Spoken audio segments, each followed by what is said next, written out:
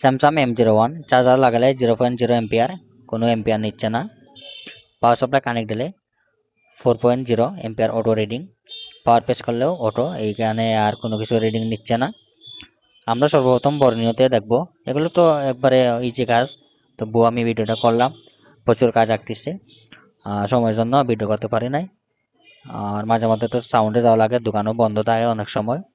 আজকে রাত্রে আমি অনেক সময় আছি, প্রায় 12টা 1টা বা 2টা পর্যন্ত থাকবো। কালকে আরেক জায়গায় যাবো আবার সাউন্ডে।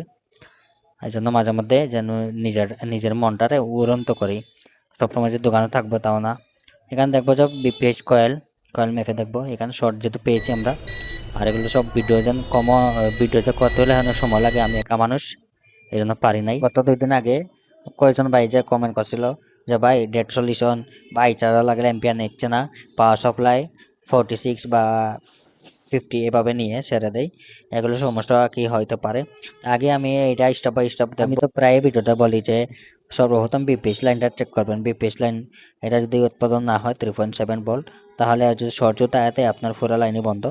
একেবারে মনে করেন বিপিএইচ লাইন হচ্ছে মেইন 440 লাইন, যে কারেন্টের যে 440 লাইন আছে এই লাইনের মতো। এটা যদি লাইন বন্ধ থাকে তো গ্রামাচর টাউন বাউন সব বন্ধ থাকবে। তো এগুলো আরও ক্লিয়ারভাবে বোঝাবো অন্য এক ভিডিওতে, আজকে সময় কম।